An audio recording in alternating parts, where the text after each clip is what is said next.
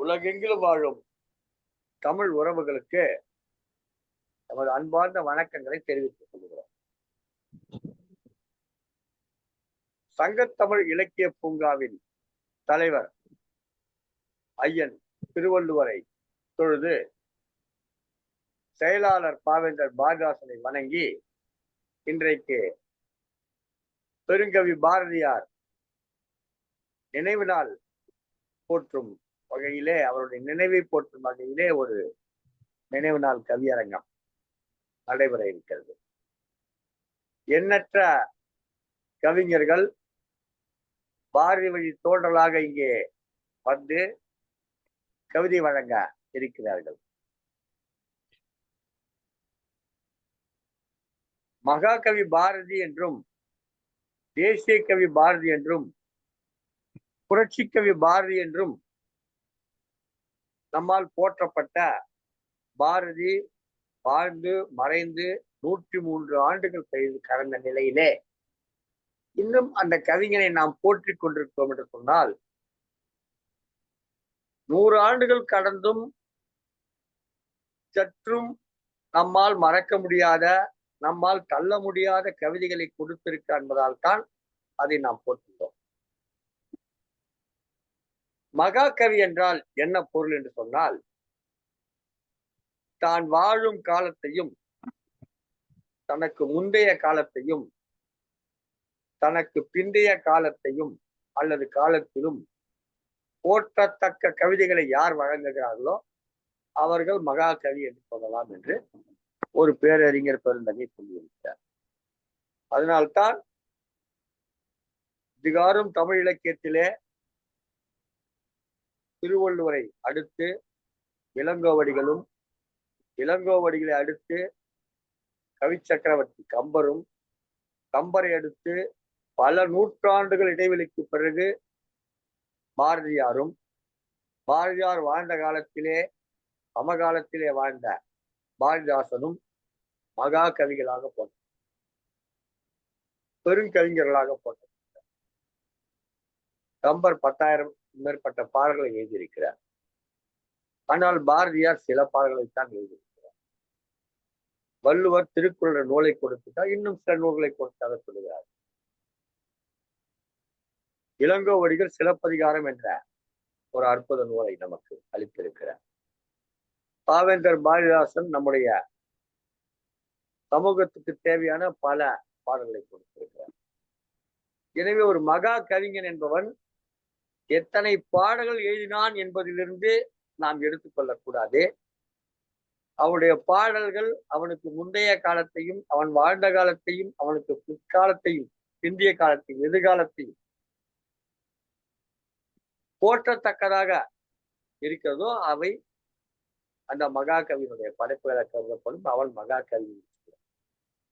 இந்த மகாகவிஞனுக்கு 103வது ஆண்டு நினைவஞ்சலி நிகழ்ச்சியிலே ஏற்கனவே தொடக்க விழா நிகழ்ச்சி நடந்துவிட்டது. தொடக்க விழா நிகழ்ச்சியை சிறுவர்களை வைத்து நடத்திவிட்டோம். ஏனென்றால் அவர்கள்தான் பாரதியுடைய பாப்பா பாடல்களில் வருகிற கதாநாயகன். அவர்கள்தான் எதிர்காலத்திலே பாரதியை போற்றி பாதுகாத்தவர். அவர்களை வைத்து நாம் தொடங்கிவிட்டோம். துளிர்களை வைத்து அந்த பாரதி என்ற பெரும் ஆலமரத்திற்கு ஒரு விழாவை தொடங்கி தொடர்ந்து இன்று காலையில் ஒரு நிகழ்ச்சி, இப்பொழுது ஒரு கவியரங்கம் வளர இருக்கிறது. இந்த கவியரங்கத்திலே கலந்து கொண்டு கவிதை வழங்குவதற்காக வந்திருக்கக்கூடிய அனைத்து கவிஞர் பெருமக்களையும் வருக வருக என்று வரவேற்கிறேன். மனமகிழ்வோடு வரவேற்கிறேன். பாரதியை பற்றி பாட எண்ணிக்கை குறைவாக இருக்கிறது. பாரதி பாடையை தூக்க கூட எண்ணிக்கை குறைவாகத்தான் இருக்கு. ஆனால் பாரதி வாழ்ந்து கொண்டே இருக்கிறார். எனவே 13 பேர் மட்டுமே சுமந்த அந்த பாரதி 130 ஆண்டுகள் கடந்து வாழ்ந்து கொண்டிருக்கிறார் என்று சொன்னால் அதுதான் அவனுடைய பாட்டு.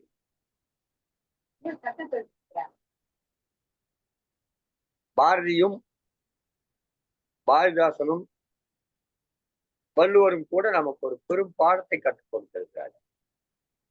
காலத்தால் அழியாத கவிதைகளை நீங்கள் வழங்க வேண்டும் என்று சொன்னால், காலத்தால் அழியாத படைப்புகளை நாம் வழங்க வேண்டும் என்று சொன்னால், சிந்து நதியின் இசை நிலவினிலே ஒரு பாடலை தொடங்குகிறார். அந்த பாடல பாருங்கள், இன்னும் கூட நிறைவேற்ற வேண்டிய செய்திகள் நிறைய இருக்கிறது. ஒரு கவிஞர் வானத்தை பாடாமல் நிலவை பாடினோம், வானத்தை பாடினோம், மரத்தை பாடினோம், இலையை பாடினோம், பூவை பாடினோம் என்று இல்லாமல் தன்னுடைய சக மனிதர்களை பாடுகிறான், சக மனிதர்களை துன்பங்களை பாடுகிறான் என்று சொன்னால், அதுதான் அவனுடைய பாடல்களுக்கு இந்த அளவு நின்று நிலைப்பதற்கு காரணமாக இருக்கிறது. மகாகவியினுடைய ஆடுவோமே பல்லு பாடுவோமே ஆனந்த சுதந்திரம் அடைந்து விட்டோம் என்று ஆடுவோமே பல்லு பாடுவோமே என்றார். அன்றைக்கு சுதந்திரமே அடையவில்லை, ஆனால் அடைந்து விடுவோம் என்று நம்பினான். அடைந்து விட்டோம். இன்றைக்கு என்ன சொல்கிறோம்? பாரதி கண்ட கனவு நிறைவேறவில்லை என்று சொல்கிறோம். அப்படியானால் பாரதி கண்ட கனவு பாதி நிறைவேறிக்க அதை நாம் சரியாக பயன்படுத்தி கொள்ளவில்லை. அதை சரியாக நாம் சரியான வழியில் நாம் அந்த நாட்டை நடத்தி செல்லவில்லை என்று தெரிகிறது. எனவே பாரதியின் பாடல்கள் இன்றைக்கு வாழ்ந்து என்றைக்கும் பாரதியினுடைய பாடல் இருக்கும். மாந்த இனம் இருக்கிற வரை, மனிதநேயம் என்பது இருக்கிற வரை, அன்பு என்பது இருக்கிற வரை எந்த பாடல்கள் நிலைத்து நிற்கின்றனவோ நிலைத்து நிற்கும். அந்த பாடல் நிலைத்து நிற்கும். அன்பு என்பது இருக்கும் வரை, மனிதநேயம் இருக்கும் வரை இந்த கவிதைகள், இந்த பாடல்கள். இது போலத்தான் நான் சொன்ன இந்த மகா கவிகளுடைய பாடல்கள் எல்லாம் நிலைத்து நிற்கக்கூடிய தன்மை பெற்றதாக இருக்கிறது. எனவே நாம் வாழும் சமூகத்தின் அரசியலையும் புதிய நடையையும் பாரதி சொல்கிற நவ கவிதையையும் கொடுப்போம் என்று சொன்னால், நாமும் கூட பாரதியை போல் எதிர்காலத்தில் தோற்றப்படும். பாரதிக்கு சரியான ஒரு நினைவேந்தல் உண்டு என்று சொன்னால் என்ன? பாரதிக்கு மாலை சொல்வதா? பாரதி சிலைக்கு பக்கத்தில் போய் நின்று கொண்டு மலரை தூக்கி தூவுவதா? இல்ல பாரதிக்கு பெரிய பெரிய பெரிய அது என்ன சொல்லுவாங்க, பதாகைகள் வைக்கிறாங்களே, சினிமா திரைப்பட நடிகர்களா வைக்கிறாங்களே 60 ரூபாய்ல, அந்த மாதிரி வைக்கிறதா? இல்ல சிலைகள் அங்கங்க வைப்பதா? இல்ல, அதெல்லாம் கிடையவே கிடையாது. அதெல்லாம் பாரதியினுடைய நினைவேந்தல் கிடையாது. அதெல்லாம் பாரதி எந்த காலத்து தூக்கி நிறுத்தாது. அது பாரதியின் உருவத்தை தான் தூக்கி நிறுத்தும், பாரதியை தூக்கி நிறுத்தாது. சரியாக சொல்ல வேண்டும் என்று சொன்னால், அது சுப்பிரமணியம் என்கிற மனிதனைத்தான் உயர்த்தி நிற்குமே தவிர பாரதி என்கிற அந்த கவிஞனை. அப்படி என்றால் எது நிறுத்தும் என்று சொன்னால், நாமும் பாரதியாக வாழ வேண்டும். பாரதி சொன்ன பாடல்கள் நமக்குள் இறக்கி கொண்டு அதுவாக நாம் மாற வேண்டும். அந்த எண்ணத்தோடு இருக்க வேண்டும். அல்லது பாரதி போல இன்றைய சமூகத்துக்கு தேவையான பாடல்களை அவர் எப்படி கொஞ்சமும் அஞ்சாமல் துஞ்சாமல் பாடல்களை எவரிடத்தும் கெஞ்சாமல் பாடல்களை கொடுத்தானோ அதுபோல் கவிதைகளை படைக்க வேண்டும். அதற்கான திண்மையை நமக்குள் ஏற்படுத்தும். அதுதான் பாரதிக்கு செலுத்தக்கூடிய உண்மையான நினைவென்பது. மற்றபடி பாரதிக்கு விழா எடுப்பதோ அல்ல அதற்கு ஒரு கூட்டம் போட்டு அவரை பற்றி ஆகா ஓஹோ என்று சிலாகித்து பேசுவதோ இலக்கிய நயத்தை எடுத்து சொல்வதோ எல்லாம் பாரதியை முன்னெடுத்து கொண்டுமா என்றால் செல்லாது என்பது என் கருத்து. மற்றவர்கள் கருத்து எப்படி வேண்டுமானாலும் இருக்கலாம். எனவே தன்னுடைய வறுமை காலத்திலும் யாரிடத்தும் அவன் கெஞ்சியதில்லை. தனக்கு துன்பம் வந்துவிட்டது, துயரம் வந்துவிட்டது, மன்னனுக்கு கடிதம் எழுதுகிறார். நான் வருகிறேன், என்னை அழைத்து போக பல்லக்கு அனுப்பு. என்ன ஒரு அதை திமிர்! இதான் ஞான செருக்கு. இந்த ஞான செருக்கு பாருங்க. அந்த வறுமையிலும் கூட நான் வருகிறதுக்கு பல்லக்கு அனுப்புகிறேன். அதுதான் இன்றைக்கும் பாரதி விழாவில, பாரதியார் சங்கம் நடத்துகிற விழாவில ஜதி பல்லக்கு என்ற ஒரு நிகழ்ச்சி நடத்துகிறார். ஜதி பல்லக்கு என்ற நிகழ்ச்சி நடத்தி காலை 7 மணி அளவில் பாரதியார் பிறந்தாள் என்று ஒரு பல்லக்கு வைத்து அந்த பல்லக்கு பாரதியாருடைய படத்தை வைத்து கொண்டு செல்கிறார். இந்த ஜதி பல்லக்கு இந்த நிகழ்ச்சி அப்படி நடத்தப்படுவது. அவன் கேட்கிறான், எனக்கு பல்லக்கு வெயி என்னை கூட்டு போ அப்படின்னு. அந்த ஞான செருக்கு வேண்டும். எத்தனையோ இடர்பாடுகள் வெள்ளையிடமிருந்து வருகிறது, அதையெல்லாம் அஞ்சிடவில்லை. பாரதியார் வெள்ளைக்காரனுக்கு பிடித்து விடுவார் பயந்து கொண்டு பிரெஞ்சிலே போய் உட்கார்ந்து கூட பிரான்ஸ் பாண்டிச்சேரியில் அமர்ந்து கொண்டான்னு சொல்லுவார்கள். உண்மை அதுவல்ல. அவன் எழுதியாக வேண்டும். எழுத்துதான் அவனுடைய ஜீவன். எழுதியாக வேண்டும். அப்படியா என்ன செய்வது? அவன் எங்கே கைது செய்வான்? அந்த இடத்தில் இல்லாமல் பாதுகாப்பான இடத்தில் அமர்ந்து கொண்டு எழுதுவது என்பது சரியான ஒரு போக்கு. அதை அவர் கை கொள்ளுகிறார். கை கொண்டு தன்னுடைய வாழ்நாளில 10-12 ஆண்டு காலத்தை வெள்ளையரை எதிர்த்து எழுதுவதற்காக பிரெஞ்சினுடைய கட்டுப்பாட்டில் இருக்கக்கூடிய பாண்டிச்சேரியில தங்கி வாழ்கிறார். அது அவருடைய ஊர் கிடையாது, அவருக்கு அங்க வேலை வைக்க கிடையாது. இருந்தாலும் ஆனா அவர் ஒரே ஒரு விட்டு கொடுத்தல் செய்திருந்தால் அவர் எளிதாக வாழ்ந்திருக்கலாம். அவருக்கு அந்த காலத்திலேயே ஒரு சர்பட்டம் கொடுத்து ராஜாசல் ஏதாவது பட்டங்கள் கொடுத்து அவரை எல்லா வகையிலும் சிறப்பித்திருப்பார்கள் அன்றைக்கு இருந்த ஆங்கிலேய அரசு. ஆனால் அதை விட்டுக் கொடுத்தது. இந்த வெள்ளையனிடம் பட்டங்களையும் பதவிகளையும் பெற்று பணத்தை பெற்று வாழ்வதிலும் செத்து போகலாம் என்று உணர்வோடு வாழ்ந்தது. அந்த உணர்வோடு இருக்கிறது. தனி ஒரு மனிதனுக்கு உணவில்லை என்னும் நகத்தினை அழைத்து கொள்வோம் என்று எந்த இடத்தில் பார்த்தாலும் தன் மக்களுடைய வாழ்க்கை, தன் மக்களுடைய விடுதலை, பாரத தேசத்துடைய விடுதலை, இதையே சிந்தனையாக கொண்டிருக்கார். காளி கிட்ட கூட வேண்டுகிற பொழுது பாரத தேசத்துடைய காளியே அவன் பாரத மாதாவாக தான் பார்த்தான். காளியை பாரத மாதாவாக பார்த்தான். எல்லா தெய்வங்களையும் அவன் வேண்டுவது இந்தியாவுக்கு விடுதலை வேண்டும் என்பதாக. ரஷ்யாவுக்கு விடுதலை கிடைக்கிற போது கூட மகாகாளி பராசக்தி கடைக்கு வைத்தாலும் அப்ப இங்க வைக்கிற என்ன கிடைக்கலையே அப்படின்னு வருத்தப்படுறான். இங்க அந்த எழுச்சி வரலையே, இன்னும் அந்த விடுதலை கிடைக்கலையே அப்படின்னு வருத்தப்படுறான். அப்போ இப்படியாக ஒரு போக்கை தன்னுடைய எழுத்திலே கொண்டு வந்து காட்டுகிறார். அதுபோல நாம் வாழக்கூடிய சமகாலத்தில் நாம் சந்திக்கக்கூடிய பிரச்சனைகளை எழுத்துக்கள் மூலமாக சந்திக்க வேண்டும் என்று கேட்டுக்கொண்டு இன்றைக்கு இந்த கவியரங்கிலே கவிதை பாட வந்திருக்கின்ற அத்தனை கவிஞர் மக்களையும் வருக வரவேற்று இந்த கவியரங்கின் தலையில தொடங்குகிறது. முதலாக கவிதை வழங்குவதற்காக திருச்சி மண்ணச்சநல்லூரை சேர்ந்த கவிஞர் திருமதி ஏழரசி அம்மையார் அவர்களை அழைக்கிறேன். வாருங்கள் அம்மா. ஏழரசி அம்மா வாருங்கள், உங்கள் கவிதையை தாருங்கள். காணொலி திறந்து கவிதை தாருங்கள். சங்கத்தமிழ் இலக்கிய பூங்கா தலைவர் ஐயன் திருவள்ளுவர் வணங்கி செயலாளர் பாவேந்தர் பாரதிதாசனையும் அன்பிற்கும் பண்பிற்கும் உரிய சங்கத்தமிழ் இலக்கிய பூங்கா ஒருங்கிணைப்பாளர் ஐயா அவர்களையும் வணங்கி மற்ற பவானி அம்மா அவர்களுக்கும் மற்றும் உள்ள அனைவருக்கும் என்னுடைய மாலை அன்பான நல் வணக்கங்கள்.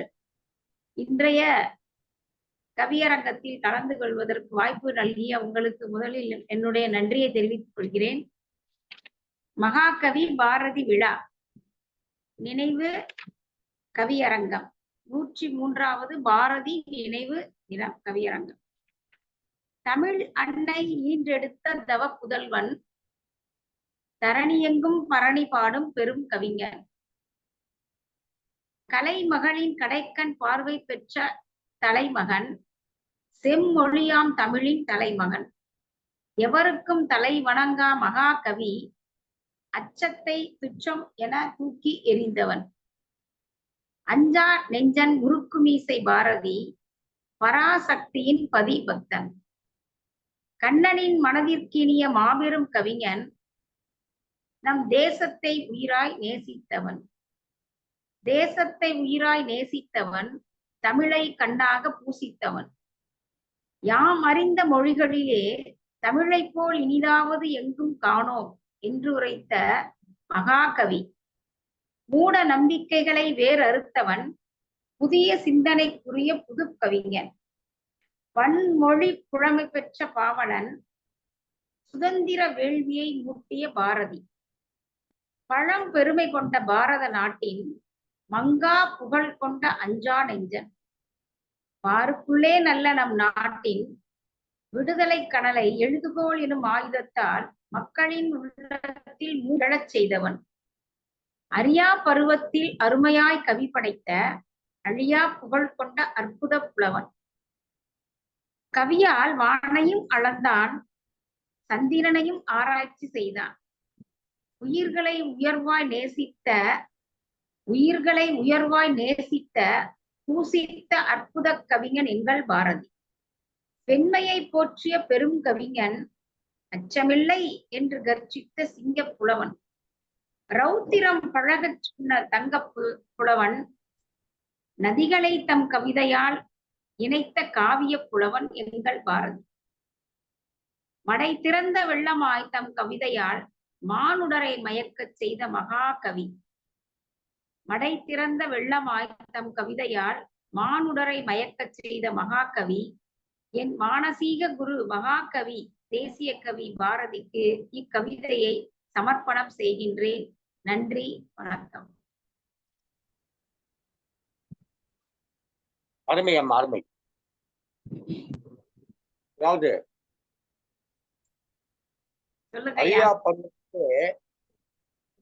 அரியா பருவத்திலே கவிதை எழுதினான், அழியாத கவிதைகளை நமக்கு அளித்தான் என்று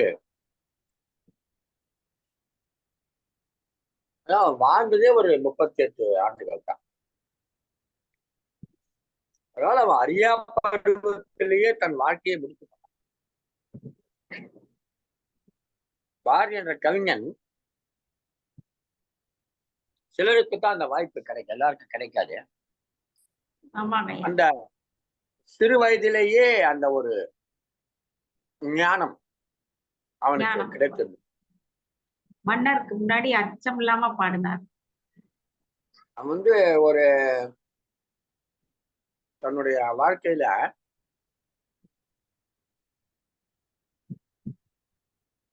மிகப்பெரிய விடயத்தை பேசிய போது அவன் சின்ன வயதாத்தான் இருந்தான்.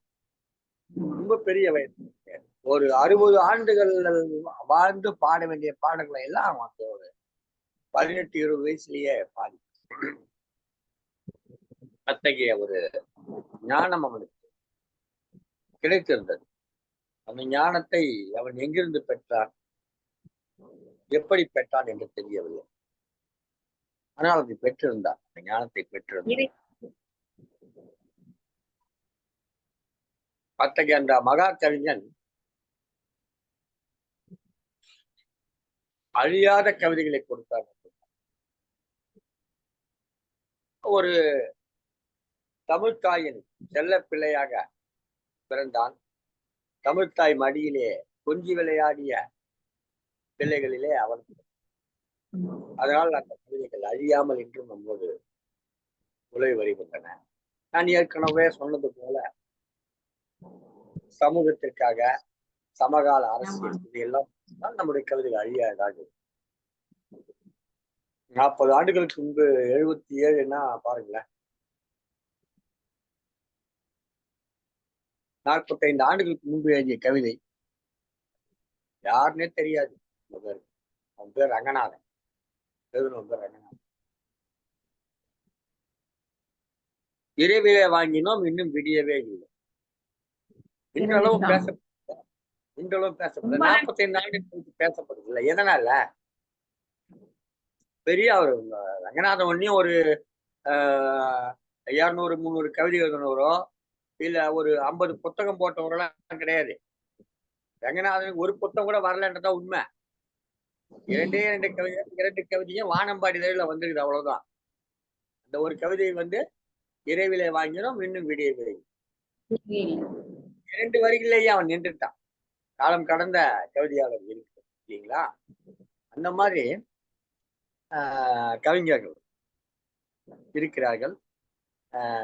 அந்த மாதிரி கவிஞர்களினுடைய ஒரு 10, 50, 100 கவிஞர்கள் சேர்ந்த ஒரு மொத்த வடிவம் தான் பாரதி என்று சொல்லலாம். மகிழ்ச்சி அம்மா, இந்த நிகழ்ச்சியில கலந்து கொண்டு சிறப்பித்ததற்காக மிகுந்த மகிழ்ச்சி. நன்றிங்க ஐயா. திருச்சி மன்னச்சநல்லூரை சேர்ந்த கவிஞர் திருமதி ஈழரசி அம்மையார், தலைமை ஆசிரியர் நீங்க?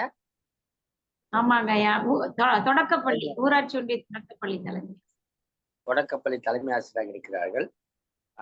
சிறப்பம்மா, கலந்து கொண்டு சிறப்பித்ததற்கு மிகவும் நன்றி சிறப்பு. அடுத்ததாக வருகிற கவிஞர் கவிஞர் திருமதி ராதிகா. ராதிகாம்மா, கவிஞர் ராதிகா. கவிஞர் ராதிகாவை பொறுத்தவரை திண்டுக்கல் மாவட்டத்திலே ஒரு பள்ளியிலே ஆசிரியராக இருக்கிறார். அரசு வழங்கிய கனவாசிரியர் விருது பெற்றவர். இந்த கனவாசிரியர் விருது பெற்றதற்காக ஒரு 55 பேரை தமிழ்நாடு அரசு வெளிநாட்டுக்கு அழைத்து செல்வதாக இருக்கிறது. அந்த வெளிநாட்டுக்கு அழைத்து செல்வதாக இருக்கிற அந்த தமிழாசிரியர்கள் வரிசையிலே, நல்லாசிரியர் கனவாசிரியர் வரிசையிலே திருமதி ராதிகா ராமலிங்கம், ராதிகா அவர்கள் இடம்பெற்றிருக்கிறார்கள். இதுல என்ன வேடிக்கைன்னு சொன்னா, இந்த அரசு ஏற்கனவே அவர்களுக்கு வழங்கிய விருது கனவாசிரியர், அதுக்கே இன்னும் அவங்க வெளிநாட்டு கூட்டு போல ஏற்பாடு செய்து கொண்டிருக்கிறது. அதற்குள்ளாக அடுத்த விருதை கொடுத்து விட்டது, நல்லாசிரியர் விருதை கொடுத்து விட்டது. சென்ற 5ஆம் தேதி ஆசிரியர் தினத்தன்று அம்மையார் அவர்களுக்கு சென்னையிலே நல்லாசிரியர் விருது இந்த தமிழ்நாடு அரசு வழங்கி சிறப்பித்தது. 163 பேர் நினைக்கிறேன் மொத்தம், தமிழ்நாடு முழுவதும் 163 பேர், 164 பேர், 385 பேருங்க. 385 தொடக்க, நடுநிலை, உயர்நிலை, மேல்நிலை பள்ளி அனைத்து நிலைகளிலும் சேர்த்து 38 மாவட்டங்களிலும். அம்மையாருக்கு நல்லாசிரியர் விருது கொடுத்தாங்க. அம்மையார் பட்டதாரி ஆசிரியர் இருந்தா, நீங்க பட்டதாரி தமிழாசிரியர் இல்ல? தமிழாசிரியர், பட்டதாரி தமிழாசிரியர் என்ற வகையில அவங்க அந்த விருதை பெற்றிருக்காங்க. அவங்களுக்கு நம்முடைய வாழ்த்துக்களை தெரிவித்தோம். முதற்கண் அவங்களுக்கு வாழ்த்துக்களை தெரிவித்தோம். பாரதியார் கூட ஆசிரியர் தான் வாழ்க்கையை தொடங்க. பாரதியார் கூட ஆசிரியராகத்தான் வாழ்க்கை. தமிழ்நாட்டுடைய முதல் நல்லாசிரியர் அவரு தான் சொல்ல நினைக்கிறேன். தமிழ்நாட்டுடைய முதல் நல்லாசிரியர் பாரதியார்னு சொல்லலாம்.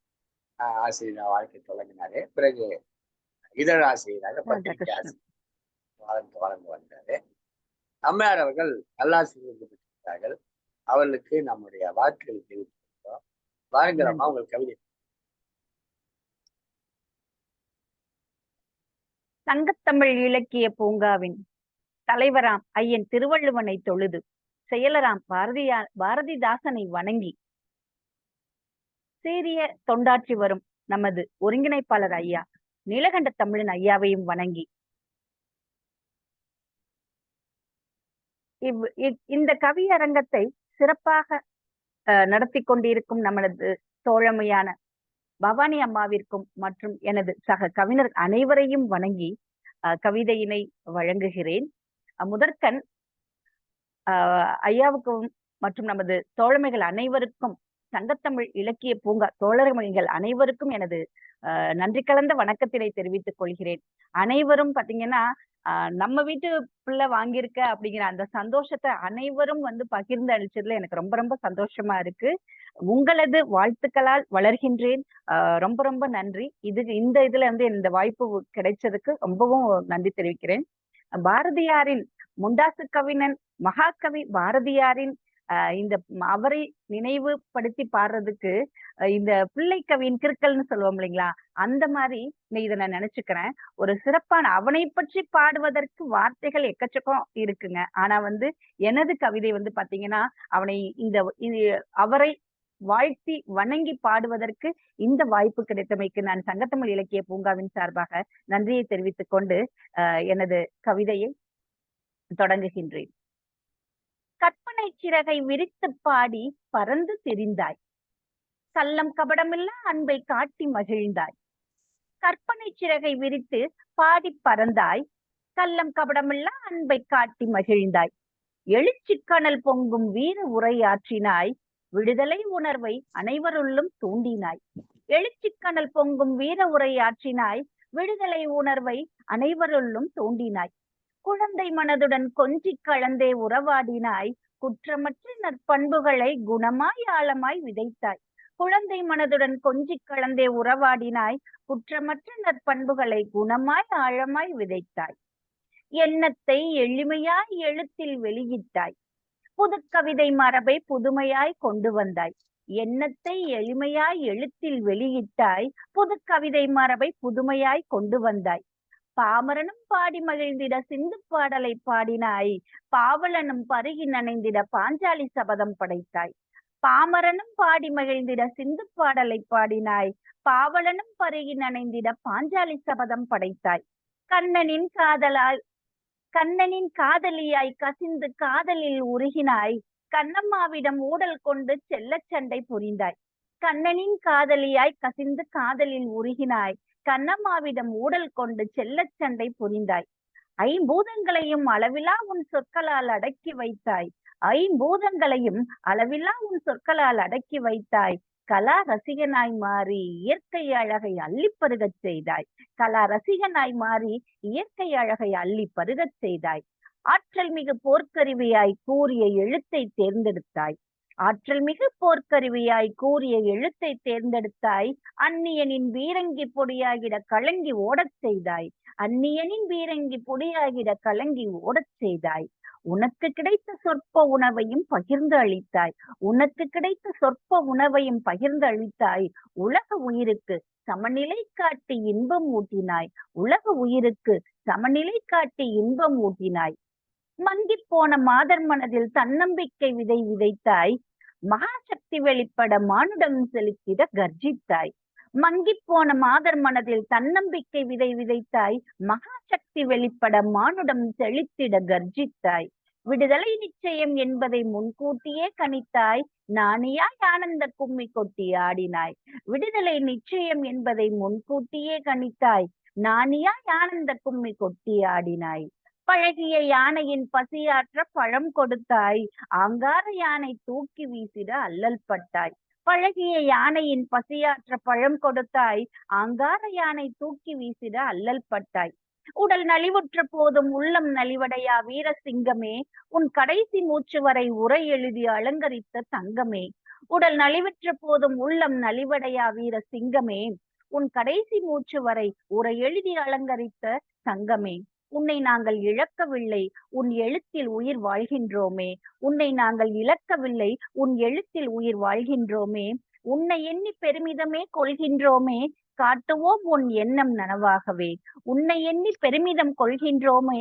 காட்டுவோம் உன் எண்ணம் நனமாகவே. வாய்ப்பிற்கு நன்றி கூறி விடைபெறுகிறேன். நன்றி, வணக்கம்.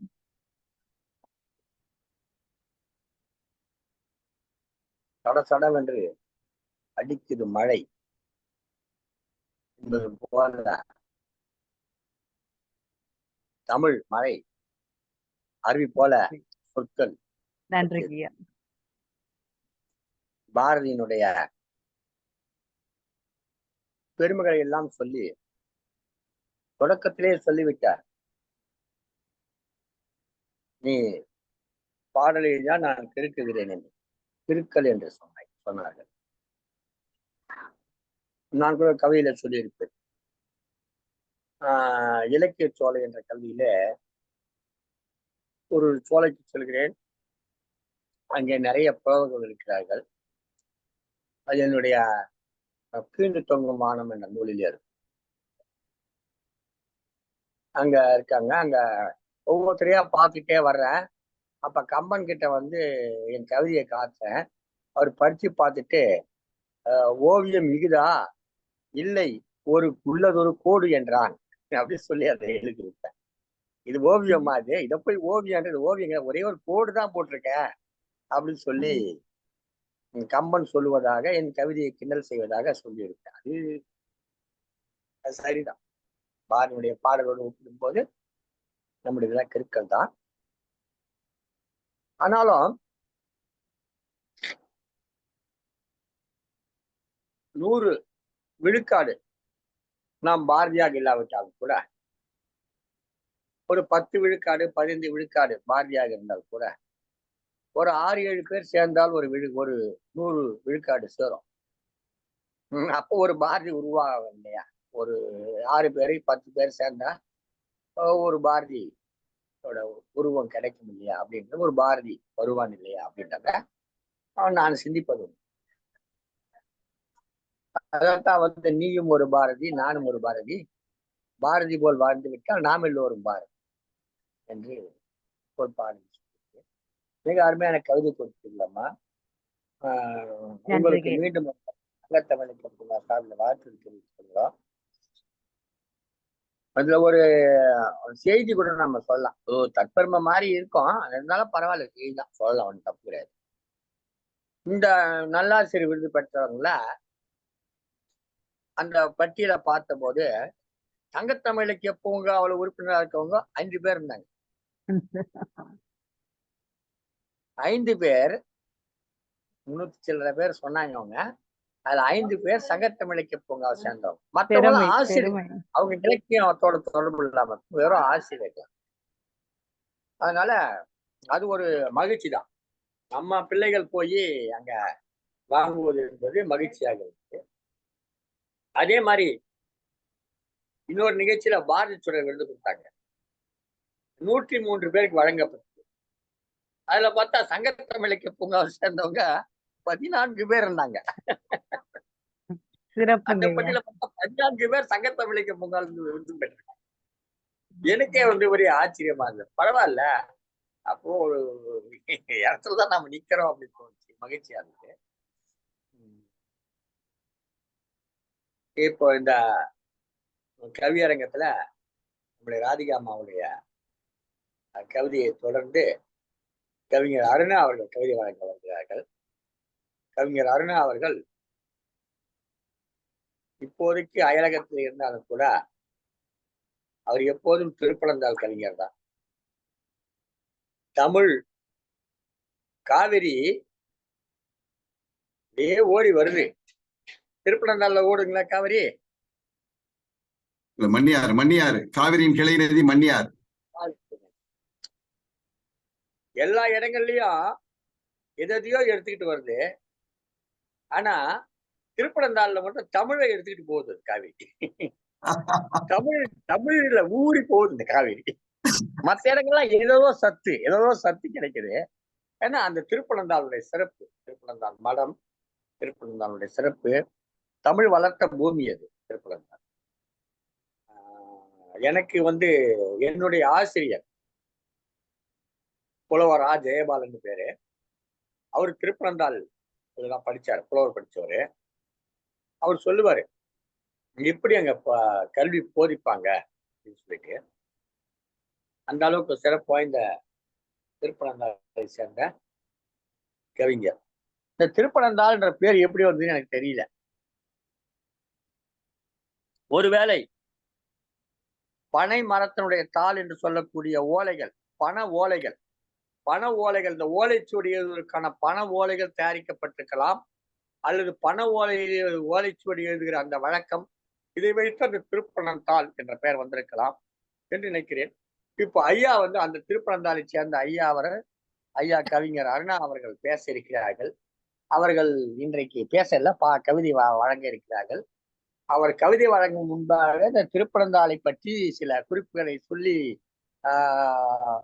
வழங்கினால் நம்முடைய ஐயம் தீரும். இந்த சுந்தரபாண்டியன் ஐயம் தீரும். வாருங்கள்.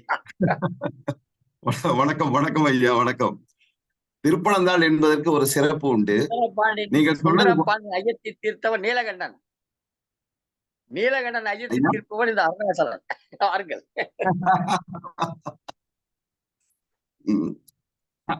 திருப்பனந்தாள் என்பதற்கு ஒரு சிறப்பு உண்டு.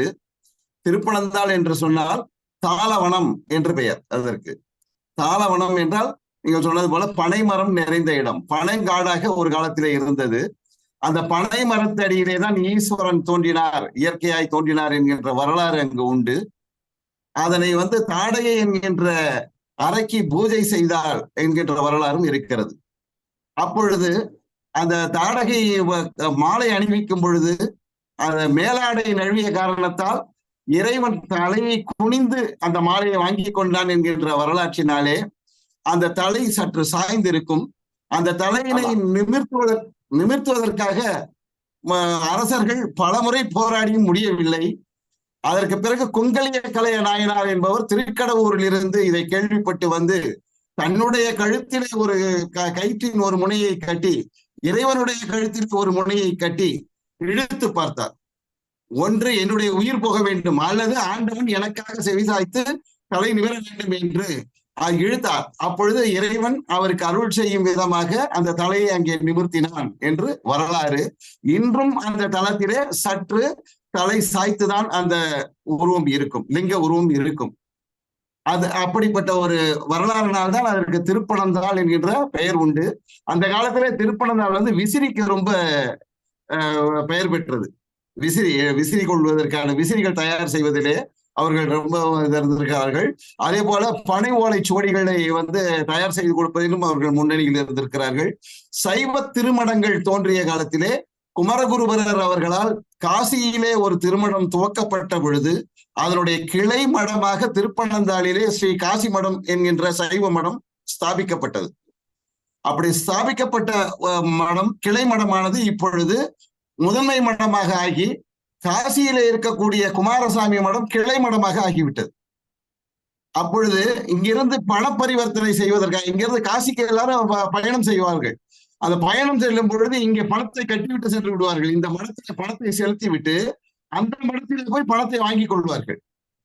அதாவது இப்ப எப்படி வெளிநாட்டுல இருந்து பணம் வருது அந்த மாதிரி இங்க இருந்து பணத்தை கட்டிட்டாங்கன்னாக்கா செலவுக்கு வழியில திருட்டு போகாமல் இருப்பதற்காக அவங்க வந்து செலவுக்கு அங்க காசியில போய் அதை வாங்கிப்பாங்க. அந்த அளவுக்கு ஒரு வாய்ப்பு இருக்குது. அதுவும் இல்லாமல் அவ பல பழந்தமிழ் நூல்களை புதுப்பித்த வரலாறு அந்த காசி மடத்திற்கு உண்டு. அதோடு இல்லாமல் பெரிய பெரிய தமிழ் சான்றோர்களை வளர்த்த பெருமையும் அந்த காசி மடத்திற்கு உண்டு. கீவாஜா உள்ளிட்ட பலருக்கும் அங்கே உதவித்தொகை வழங்கப்பட்டிருக்கிறது. ஒருமுறை கீவாஜாவுக்கு உதவித்தொகை வழங்கினார்கள். அப்பொழுது இருந்த தம்பிரான் சுவாமிகள் உங்களுக்கு மாசம் 10 ரூபாயாக நியமித்து கொடுக்க சொல்லிவிட்டேன் என்று சொல்கிறார் கீவாஜாவிடம். உடனே கீவாஜாவிடம் உனக்கு மகிழ்ச்சி தானே அப்படி என்று கேட்கிறார். உடனே கீவாஜா சொன்னார், எவ்வளவு சொன்னீர்கள் அப்படிங்கிறார். மாசம் 10 ரூபாய் அப்படிங்கிறாரு. உடனே மாசம்பத்து, மாசம் 10 மாசம்பத்து எனக்கு அப்படின்னு கீவாஜா அவர்கிட்ட இரட்டொரு மொழிகளில் சொல்லிவிட்டார். அந்த அளவுக்கு ஒரு தமிழுக்கு முதன்மை கொடுக்கக்கூடிய ஒரு ஊர். அந்த ஊரில் இருக்கக்கூடிய செந்தமிழ் கல்லூரி பல பல புலவர்களையும் பல தமிழ் சான்றோர்களையும் உருவாக்கி இருக்கிறது. அப்படி இருந்தும் அந்த தமிழ் கல்லூரியிலே என்னுடைய அண்ணன் தான் படித்தார். நான் படிக்கின்ற வாய்ப்பு எனக்கு இல்லை. இருந்தாலும் அங்கே அந்த கல்லூரி சாலையிலே நடக்கக்கூடிய ஒரு பாக்கியம் கிடைத்த காரணத்தால் அந்த காத்து பட்டதுனால கொஞ்சம் கொஞ்சம் நானும் ஏதோ எழுதிக்கிட்டு இருக்கேன் எனக்கு தெரிஞ்ச அளவு. அதனாலதான் இந்த அளவுக்கு எனக்கு ஒரு தமிழ்ல ஒரு ஈடுபாடு ஏற்பட்டது என்றால் அது மிகையல்ல. மகிழ்ச்சி. அதோட இல்லாம பாரதிக்கு எனக்கு ஒரு தொடர்பு உண்டு. நான் வந்து 8ஆம் வகுப்பிலே வந்து இலக்கியம் மன்ற செயலாளராக தேர்ந்தெடுக்கப்பட்டேன். 8ஆம் வகுப்பிலே தேர்ந்தெடுக்கப்படும் பொழுது முதன் முறையாக நாங்கள் வந்து பாரதியாரை பற்றி ஒரு பேச்சு போட்டி வைத்திருந்தார்கள். அதற்கு முன்னுரை வழங்குவதற்கு இலக்கிய மன்ற செயலாளருக்கு பணிக்கப்பட்டேன். இலக்கிய மன்ற செயலாளராக இருந்த பொழுது எனக்கு 8ஆம் வகுப்பிலே வந்து இந்த அளவுக்குலாம் ஒன்றும் எழுத தெரியாது. ஆனா என்னுடைய அண்ணன் வந்து தமிழ் கல்லூரியிலே செந்தமிழ் கல்லூரியிலே படித்து வந்த காரணத்தால அவர் அப்பொழுது எனக்கு எழுதி கொடுப்பார். அந்த மாதிரி எழுதி கொடுக்கும் பொழுதுதான் நான் வந்து அந்த பாரதியாரை வந்து நான் நிறைய தெரிஞ்சுக்க ஆரம்பிச்சேன். அதுல இருந்து அவர் மேல ஒரு பற்று எனக்கு ஏற்பட ஆரம்பித்தது. இதுதான் என்னுடைய இந்த பாரதியினுடைய வரலாறு. அடுத்தது நாம் கவிதைக்கு செல்வோம். பாரதி மீது பற்றும் அண்ணனிடம் பற்றும் நிச்சயமாக வரவு செலவு பற்றும், அதாவது அவர்கிட்ட அறிவை பெற்றுக் கொண்டு அந்த பற்றும் பாரதியிடம் பெற்றிருக்க. நிச்சயமா நிச்சயமாக ஒரு செய்தி அறிந்து கொண்டேன். இங்கே பணத்தை கொடுத்து விடுவார்கள், அங்கே போய் பணத்தை பெற்றுக் கொள்வார்கள். அப்போது இந்த பணத்தை பெற்றுக் கொண்டதற்காக ஒரு தாள் கொடுத்திருப்பார்கள். அந்த பணத்தால் கூட திருப்பனந்தாளாக மாறி இருக்க வாய்ப்பு உண்டு. மகிழ்ச்சி, மகிழ்ச்சி. ஆமாமா. பகுதிக்கு வாங்க, பகுதிக்கு வாங்க ஐயா. சங்கத்தமிழ் இலக்கிய பூங்கா தலைவராம் ஐயன் திருவள்ளுவரை தொழுந்து செயலராம் பாரதிதாசனாரை வணங்கி என்னுடைய இந்த கவிதையை துவக்குகிறேன். தன்னை என்னுள் தருவித்தவளாம் தமிழ் மொழி அன்னைகளே, சென்னியை சாய்த்தே செப்பிய வணக்கம் உன்னிடம் அடைக்கலமே. சங்கத்தமிழின் இலக்கிய பூங்கா சாதனை சரித்திரமே. சிங்கத் தமிழர் ஒருங்கிணைப்பாளர் நீலகண்ட தமிழர். தங்கத் தலைமை தகவாய் அளிக்கும் கவிதை காற்றலையே. அலையின் கற்றையில் தமிழை தந்திடும் தமிழ் வழி உறவுகளே. பல்சுவை தமிழின் அருஞ்சுவை பாக்களை பருகிடும் அன்னங்களே. கவிஞர்களுக்கும் சுவைஞர்களுக்கும் நவீன்றேன் நல்வணக்கம். பாட்டரசன் பாரதி. பாட்டுக்கொரு புலவன் என பாரினிலே பவனி வர, எட்டய புறத்தினிலே எழுந்திட்ட சூரியனே. பாட்டுக்கொரு புலவன் என பாரினிலே பவனி வர, எட்டய புறத்தினிலே எழுந்திட்ட சூரியனே. ஏட்டுச் சுரை கல்வி எட்டியென கசந்து விட, நாட்டு நடப்பினையே நன்றாக படித்தாயே. ஏட்டுச் சுரை கல்வி எட்டியென கசந்து விட, நாட்டு நடப்பினையே நன்றாக படித்தாயே. இனிய தமிழ் கொண்டு எல்லோருக்கும் எட்டிடவே எளிய பாடல்களை இசையோடு தந்தாயே. அயல்மொழியை கற்பதனால் அழியாது தமிழ் என்றே பன்மொழியில் புலமையுடன் பாவலனாய் வந்தாயே. அயல்மொழியை கற்பதனால் அழியாது தமிழ் என்றே பன்மொழியில் புலமையுடன் பாவலனாய் வந்தாயே. காந்திமதி நாதனைப்பார் அதிசின்ன பயல் என்று, காந்திமதி நாதனைப்பார் அதிசின்ன பயல் என்று சாந்தமுடன் கவி எழுதி சரித்திரமே படைத்தாயே. பெண்ணினத்தை பற்றி பெரிதான கொள்கையின்றி மண்ணடிமை மாய்ப்பதற்கு மரக்கவிதை படைத்தாயே. பெண்ணினத்தை பற்றி பெரிதான கொள்கையின்றி மண்ணடிமை மாய்ப்பதற்கு மரக்கவிதை படைத்தாயே. பெண்ணுயர்வு கொள்வதுவே மண்ணுயர்வின் மகுடம் என நிவேதிதா அம்மையினால் நின்கண்கள் திறந்தனவே. பெண்ணுயர்வு கொள்வதுவே மண்ணுயர்வின் மகுடம் என நிவேதிதா அம்மையினால் நின்கண்கள் திறந்தனவே. பெண்ணடிமை தீரு மட்டும் மண்ணடிமை உறுதி என பெண் கல்வி போற்றி நின்று பெருமையினை செய்தாயே.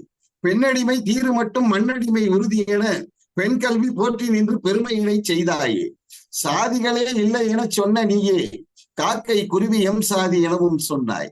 சாதிகளே இல்லை என சொன்ன நீயே காக்கை குருவி எம் சாதி எனவும் சொன்னாய். உயிரெல்லாம் ஒன்றென உணரச் செய்தாய், மனங்கொள்ளும் மாய வித்தை அறியச் செய்தாய். உயிரெல்லாம் ஒன்றென உணரச் செய்தாய், மனம் கொள்ளும் மாய வித்தை அறியச் செய்தாய். தேசியமும் தேன் தமிழும் இரட்டை கண்ணாய், தெய்வீகம் நெற்றியிலே மூன்றாம் கண்ணாய். தேசியமும் தேன் தமிழும் இரட்டை கண்ணாய், தெய்வீகம் நெற்றியிலே மூன்றாம் கண்ணாய். அமைந்ததனால் பராசக்தி அருளை பெற்றாய்.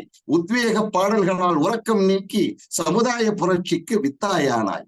உத்வேக பாடல்களால் உறக்கம் நீக்கி சமுதாய புரட்சிக்கு வித்தாயானாய். பொறுமைக்கும் எல்லை உண்டு என்று காட்ட சிறுமை கண்டு சிறுவரையும் சீரச் சொன்னாய். பொறுமைக்கும் எல்லை உண்டு என்று காட்ட சிறுமை கண்டு சிறுவரையும் சீரச் சொன்னாய். கற்பரசி கண்ணகியின் வழியில் நின்று செகத்திலேயே அழிக்கின்ற வழியை சொன்னாய். கற்பரசி கண்ணகியின் வழியில் சென்று செகத்திலேயே அழிக்கின்ற வழியை சொன்னாய். விழிப்புணர்வு கவிதைகளை வடித்து தந்து விழிதிறந்து வழியுணர வகையே செய்தாய்.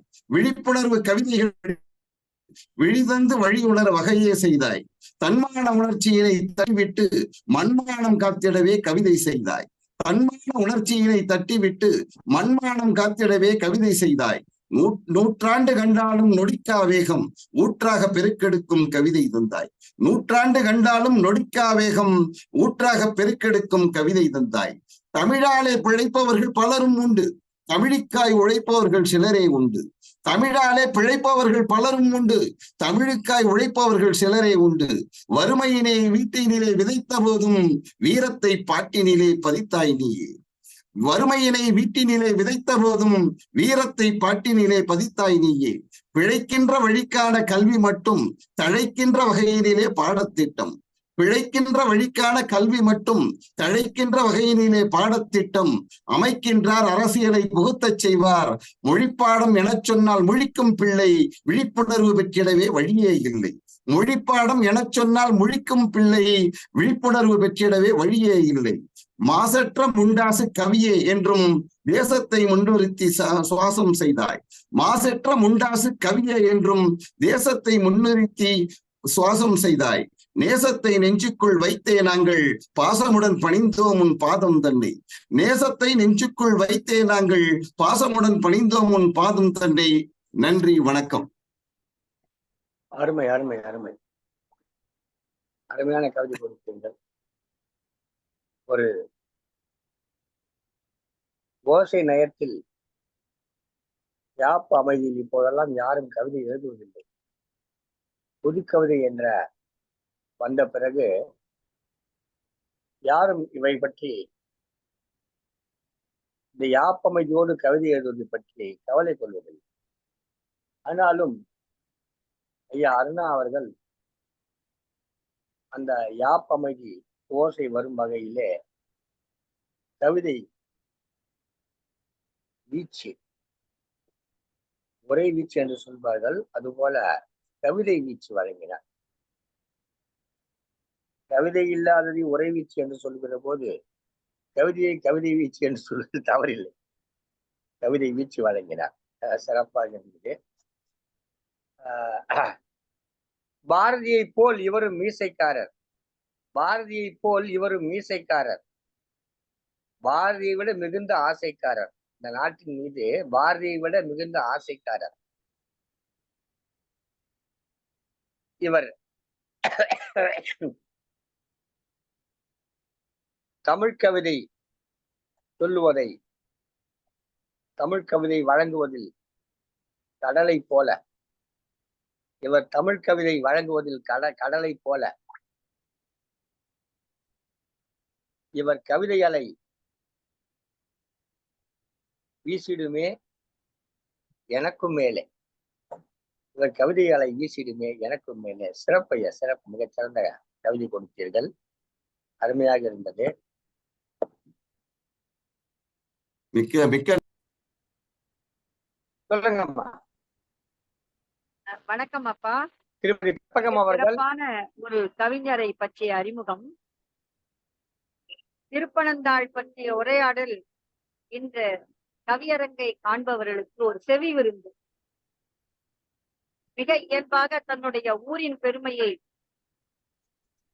காவியாற்றின் துணையாறு பாய்ந்து வளம் செய்கின்ற பகுதி என்று குறிப்பிட்ட கவிஞர் அருணா அவர்கள் திருப்பனந்தாள் பற்றிய ஒரு அழகான அறிமுகம்.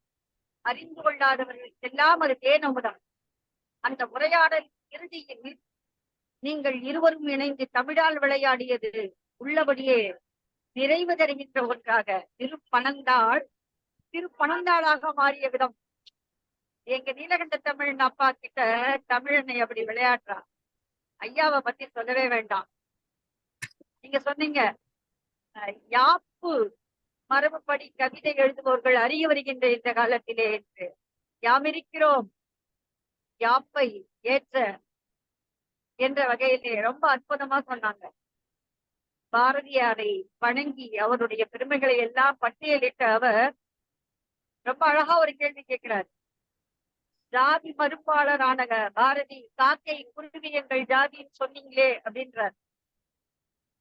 எல்லா உயிர்களுக்குள்ளும் இறை உண்டு என்பதை பாரதி மெய்ப்பித்திருக்கிறார் என்பதை தன் பாட்டின் மூலம் ஆங்கிலத்திலே சொல்வார்களே, அப்படி ஒரு சட்டையராக மிக நுணுக்கமாக தன்னுடைய பாட்டிலே அமைத்து காட்டிய வல்லவராக கவிஞர் அருணா அவர்கள் திகழ்ந்திருக்கிறார்.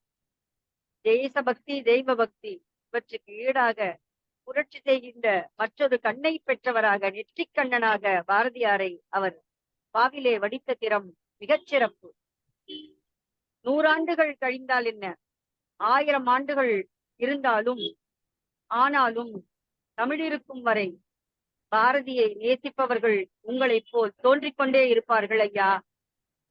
வாழ்த்துகளும் வணக்கங்களும். இப்படி ஒரு அருமையான களத்தை அமைத்து கொடுத்த அன்பிற்கும் பாசத்திற்கும் உரிய தமிழ் மாமணி அப்பா நீலகண்ட தமிழன் உள்ளிட்ட இந்த அரங்கை வணங்குவதோடு எங்கள் தங்கத்தமிழ் இலக்கிய பூங்காவின் தலைவராம் வள்ளுவனை தொழுவதும் பாரதிதாசனை பணிவதும் என்னுடைய கடமை. அந்த வகையிலே வாய்ப்புக்கு நன்றி பாராட்டி தம்சார்கிறேன். நன்றி, வணக்கம். கற்பகம், பொழிச்சலூர், சங்கத்தமிழ் இலக்கிய பூங்கா.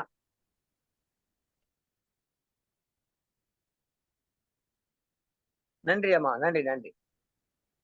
புதுச்சூரை சேர்ந்த திருமதி கே கற்பகம் அவர்கள் நல்லாசிரியர் விருது பெற்றவர், ஈழேசி அரசி என்று பல்வேறு விருதுகளை பெற்றவர்.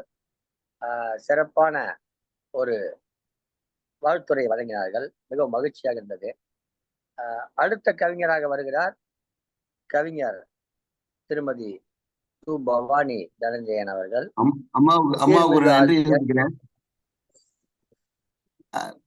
திருமதி கற்பகம் அம்மா அவர்களுக்கு என்னுடைய மனமார்ந்த நன்றி தெரிவித்துக் கொள்கிறேன். ஒரு அருமையான பின்னூட்டம் கொடுத்து எனக்கு ஊக்கத்தை அளித்த அவர்களுக்கும் ஏனைய கவிஞர்களுக்கும் ஐயா நீலகண்ட தமிழன் அவர்களுக்கும் என்னுடைய மனமார்ந்த நன்றியை தெரிவித்துக் கொள்கிறேன். நன்றி, வணக்கம்.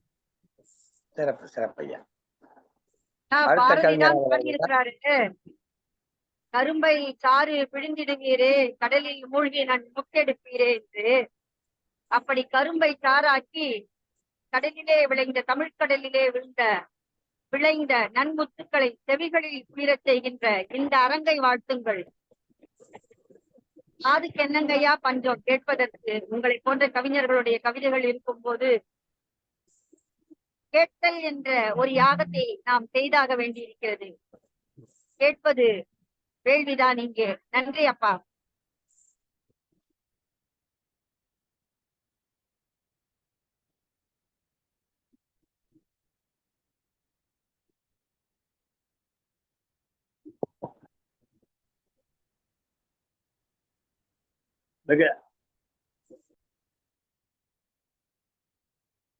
சீர்மிகு ஆசிரியர் விருது பெற்ற கவிஞர், கவிஞர் திலகம் விருது பெற்றவர் இப்பொழுது நிகழ்ச்சியிலே கலந்து கொண்டு கவிதை வழங்க இருக்கிறார் கவிஞர் பவானி தனஞ்சயன் அவர்கள், திருவள்ளூரை சேர்ந்த ஆசிரியர். வாருங்கள் அம்மா. தொடர் கவியரங்க நிகழ்ச்சிகளில் பொறுப்பேற்று சிறப்பித்து வருபவர். உலக சாதனை கவியரங்கம், தொடர் கவியரங்கத்திலே 35 கவியரங்கங்களை நடத்தி முடித்து இருக்கக்கூடிய சாதனை பெண்மணி. பாருங்கள் திருமதி பவானி தனஞ்சயன் அவர்களே, உங்கள் கவிதையை தாருங்கள். நன்றிங்கப்பா. தித்திக்கும் தேன் தமிழ் திக்கட்டும் பரவட்டும் முத்தமிழ் தாய்க்கு முதற்கண் வணக்கத்தை கூறி, சங்கத்தமிழ் இலக்கிய பூங்கா தலைவராம் திருவள்ளுவரை தொழுது செயலாளராம் பாவேந்தரை வணங்கி, சங்கத்தமிழ் இலக்கிய பூங்கா ஒருங்கிணைப்பாளர் ஐயா நீலகண்ட தமிழன் ஐயா அவர்களுக்கு முதற்கண் மாலை வணக்கத்தை தெரிவித்துக் கொள்கின்றேன். இன்று பாரதியார் நினைவேந்தல் கவியரங்கத்தில் கவி வாசித்த அத்தனை கவி ஆளுமைகளுக்கும் இதற்கண் என்னுடைய வணக்கத்தையும் கூறிக்கொண்டு, புகழ்வேந்தன் பாரதியை பற்றி போற்றி ஒரு கவிதை. முறுக்கு மீசை வேந்தனவன், யாருக்கும் அஞ்சா நெஞ்சனவன், முண்டாசு அணிந்த தமிழனவன், நேர்கொண்ட பார்வை நோக்குபவன், பரணி போற்றும் தமிழனவன், புது கவிதை வித்திட்ட புலவனவன், திக்கெட்டும் தமிழை பரப்பியவன், பெண் கல்வியை மக்களிடையே வலியுறுத்தியவன், பெண்களுக்கு வேலை வாய்ப்பில் சம உரிமை வழங்கியவன், ஏழ்மையிலும் புன்னகை புரிந்தவன், பாரதியின் புதுமை பெண்ணாய் பாரினில் பரிதியாய் சாதனைகளை சரித்திரமாக்க முனைவோமே, மங்கை என்றோ மடிந்திடலாகுமோ வற்றா நதியான அறிவைகளே, நேர்மையான துணிவுடன் நிமிர்ந்திடுவோம் தெரிவைகளே, உண்மை என்றோ தீமையினை பொசுக்கேல் பூவாய் உதிராதே புயலாவோமே, மண்ணில் தலைநிமிர் மாற்றங்கள் என்றோம் மடவர்களே, மங்கா வீரமாய் துணிவாயே மடவிகளே மடந்தைகளே, மகிழ்ந்து சுவைக்கும் மதுவன்றோ மாதுகள், வம்சத்தின் வருங்காலத்தினுடைய புனிதமே, மீளா அடக்குமுறையை எதிர்த்தே மீசையில்லா பாரதியா இச்சகத்தை மீட்டெடுப்போமே வீரமங்கைகளாய். வாய்ப்பிற்கு நன்றி கூறி இடம் சார்கிறேன். நன்றிகளை.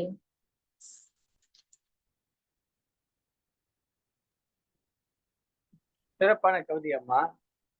பாரதியினுடைய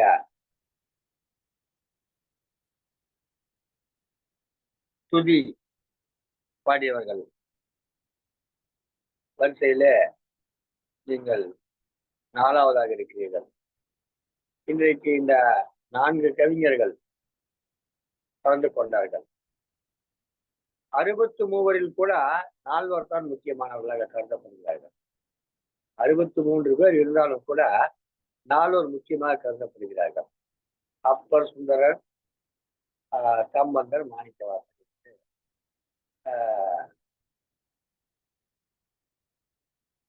இந்த அதுபோல இங்கே 4 வந்து கலந்து கொண்டு பாரதி என்கிற அந்த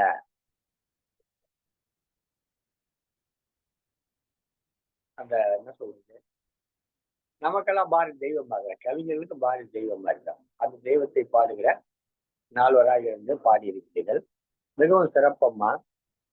உங்களை பாராட்டுகிறேன். உங்களை மட்டுமல்ல இந்த கல்வியாண்டு காலம் கொண்ட அத்தனை பேரை பாராட்டுகிறேன். நன்றி. திருமதி பவானி அம்மாவினுடைய நேர்காணல் நம்முடைய தங்கத்தமிழ் தொலைக்காட்சியிலே நாளைக்கு வரவிருக்கிறது. அம்மையாவுடைய நேர்காணல், திருமதி கல்யாணி அவருடைய நேர்காணல், இப்படி திருமதி கு சசிகலாவின் நேர்காணல், திருமதி பூசி இந்திராணி அவருடைய நேர்காணல் என்று 5 பேருடைய நேர்காணல் நாளைக்கு தங்கத்தமிழ் தொலைக்காட்சி வெளியிடுகிறது. தொடர்ந்து இதுபோல் கவிஞர்களை சிறப்பித்து ஒரு கவிஞர்களை நேர்காணல் கண்டு வெளியிட்டுக் கொண்டிருக்கிறது. அந்த வகையிலே இன்றைக்கு இப்பொழுது ஒரு கவியரங்கம் நடைபெற்றது. இந்த கவியரங்கத்திலே கலந்து கொண்டு சிறப்பித்த அத்தனை கவிஞர்கள் மக்களுக்கும் நம்முடைய மனமார்ந்த வாழ்த்துக்களை தெரிவித்துக் கொள்கிறோம்.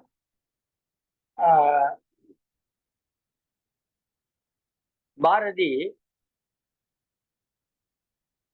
அவனை எதற்கு ஒப்பிட முடியாது. அவனை நீர் என்று சொன்னால் அவன் ஒரு பெரிய இரைச்சல் கொண்ட ஒரு காட்டான். அவன் நெருப்பு என்று சொன்னால் அவன் பெரிய ஊழி நெருப்பு. அவன் வான் என்று சொன்னால் அளக்க முடியாத வானம். அவன் மண் என்று சொன்னால் நாம் அள்ளுவது ஒரு கைமண் தான். அவன் இந்த உலகம். இப்படி அவன் எல்லாவற்றிலும் ஒரு பெரிய ஒரு உயர்ந்த தன்மையை பெற்றவன். அவனுக்கு இதுவரை எண்ணற்ற கவிதைகள் புனையப்பட்டிருக்கிறது. எண்ணற்றவர்கள் பாரதியை பற்றி கவிதை புனைந்திருக்கிறார்கள். ஆனால் எத்தனை கவிதைகள் புனைந்தாலும் அதற்கு ஒரு முடிவில்லாமல் சென்று கொண்டே இருக்கிறது. ஏனென்று சொன்னால் அந்த அளவுக்கு அவன் நாம் வாழும் காலத்தில் நம்மோடு வாழ்கிற ஒரு கவிஞனாக இருக்கிறார். அதாவது என்றோ இருந்துவிட்டு போன கவிஞன் அல்ல, நம்மோடு வாழ்கிற கவிஞனாக அவன் கவிதைகளாக வாழ்ந்து கொண்டிருக்கிறான். இன்னமும் கூட அவனுடைய கவிதையை நாம் ஆழ்ந்து கற்க வேண்டும். அவன் பல்வேறுபட்ட விமர்சனங்களுக்கு உட்பட்டவன். பல்வேறுபட்ட தன்மைகளை வெளிப்படுத்தியவன். அது சரியா தவறா என்று சொன்னால் ஒரு மனிதன் அப்படித்தான் இருக்க முடியும். ஒரு மனிதன் பல தன்மைகளையும் கொண்டவனாகத்தான் இருக்க முடியும். அப்படிப்பட்ட தன்மை கொண்டவனாகத்தான் இருந்திருக்கிறான். சில நேரங்களிலே அவன் ஒரு விதமாகவும் மற்ற சில நேரங்களிலே வேறு விதமாகவும் அதனால அது அவனுடைய இயல்பு தன்மை. அவன் எந்த இடத்திலே வந்து நாம் ஏற்கனவே அப்படி சொல்லிட்டோமே, இப்ப இப்படி சொல்லக்கூடாது அப்படின்னு சொல்லிட்டு தன்னை மறைத்துக் கொள்ளவில்லை. அது என்ன சொல்லுவாங்க, ஒரு போலித்தனம் அவனிடம் இல்லை. இன்னைக்கு அப்படி சொன்ன, இன்னைக்கு இப்படி சொல்றேன், இன்னைக்கு இது தோன்று சொல்றேன். இதுமா அதுதான் அவனுடைய முரண்பாடு. முரண்பாடோடு இருக்கிறவன் தான் ஒரு சரியான படைப்பாளியாக இருக்கும் என்பதற்கு பாரதி ஒரு எடுத்துக்காட்டாக இருக்கிறார். என்ன முரண்பாடு இருந்தாலும் தான் நேசித்த அந்த மண்ணையும் தான் நேசித்த அந்த மக்களையும் விட்டு கொடுக்காமல் இருக்கிறதுக்கு அதுதான் முக்கியம். அந்த முக்கியத்தன்மையோட வாழ்ந்திருக்கிறார். பாரதியை பொறுத்தவரை எனக்கு என்ன தோன்றுகிறது சொன்னால், தான் ஒரு உணர்ச்சி பிழம்பாக இருக்கக்கூடியவன். எழுதிய எழுத்துக்கள் தான் இப்ப இருக்கு. எனவே அவனுடைய எழுத்துக்கள்லாம் அப்படி மனத்தில் தோன்றியதுதான் வந்திருக்கிறது. சாதிகளிலே இடி பாப்பா என்று சொல்கிறார். அந்த பாடலை பார்த்தால் ஒரு சின்ன குழந்தையிடம் போய் சாதிகள் இல்லாமல் இருக்க வேண்டும் என்பது பற்றி எடுத்துக் கொள்ளுகிறார். அப்போ அந்த குழந்தைக்கே அதை விதைத்து விட்டால் பிற்காலத்திலே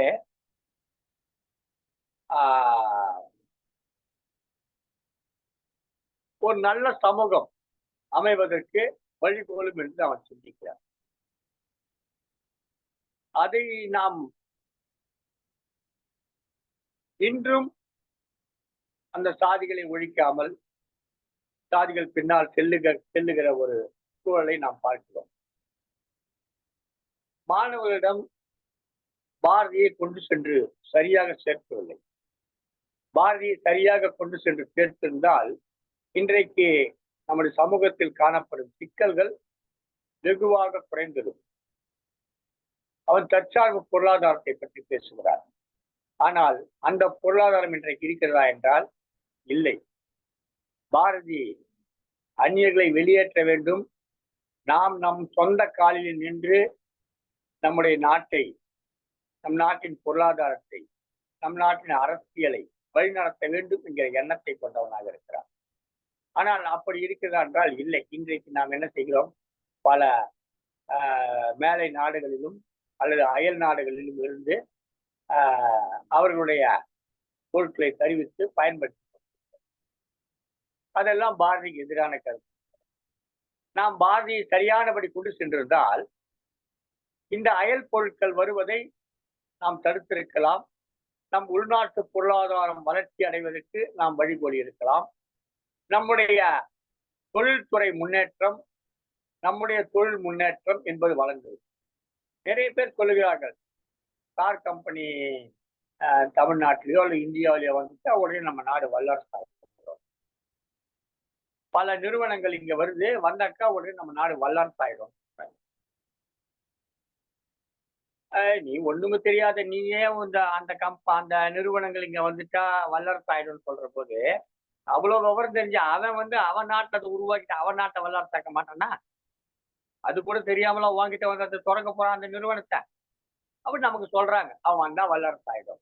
நாம என்ன பண்ணிட்டோம்? திருப்பி பாரதி கண்ட அந்த விடுதலை, பாரதி கண்ட அந்த சுதந்திரம், அதையெல்லாம் நாம நடைமுறைப்படுத்தாமல் மீண்டும் அயல் நாட்டு பொருட்களோடு அயல் நாட்டு பொருட்கள் கருவி பொருளாக மாறிவிட்டோம். நாம் பயன்படுத்தக்கூடிய பொருட்களில் பல பொருட்கள் 70% விழுக்காடு பொருட்கள் அயலக தயாரிப்புகளாக இருக்கு. அப்படி இருக்கக்கூடாது. இப்போ பாரதி கண்ட கனவு நிறைவேறினால் என்ன ஆகும்? ஒரு காலத்திலே $1 மதிப்பு, இன்றைக்கு $1 மதிப்பு எவ்வளவு? $1 மதிப்பு $86 என்று சொல்கிறார். $80 தட்டேறப்ப $80 என்று சொல்கிறார். $1 மதிப்பு. ஆனால் ஒரு காலத்திலே $1 மதிப்பு டாலரின் மதிப்பை விட அதிகமாக இருந்தது. ஆனால் இன்றைக்கு சரிவு. என்ன காரணம்? நம்முடைய அரசியல் பொருளாதார கொள்கைகள் பாரதி கண்ட கனவு போல பாரதி கண்ட அரசியல் பொருளாதார வழியில செல்ல சென்றிருந்தால் இந்த நிலை நேரிடும் என்று கூறி, மகாகவி பாரதியினுடைய கவிதைகளை மட்டும் படிப்பது மட்டும் போதாது, அந்த கவிதைகளை நடைமுறைக்கு கொண்டு வர வேண்டும். அவன் கண்ட கனவுகளை எல்லாம் நனவாக்க வேண்டும். அதற்கு வருங்கால தலைமுறைக்கு, இக்கால தலைமுறையினர் பாரதியை கொண்டு சென்று சேர்க்க வேண்டும் என்ற எண்ணத்தை ஏற்படுத்திக் கொள்ள வேண்டும் என்று கேட்டுக்கொண்டு, பாரதிக்கு நம்முடைய நினைவஞ்சலை செலுத்தி இந்த கவியரங்கத்தை நிறைவு செய்கிறோம். நன்றி, வணக்கம்.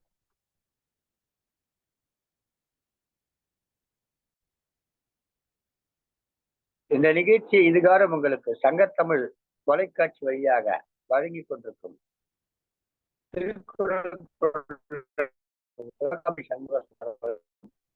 சங்கத்தமிழ் இலக்கிய பூங்காவின் ஒருங்கிணைப்பாளர்கள், செயற்குழுவினர், நிலைக்குழுவினர், மாவட்ட பொறுப்பாளர் அனைவருக்கும் நன்றிகளை தெரிவிக்கிறோம்.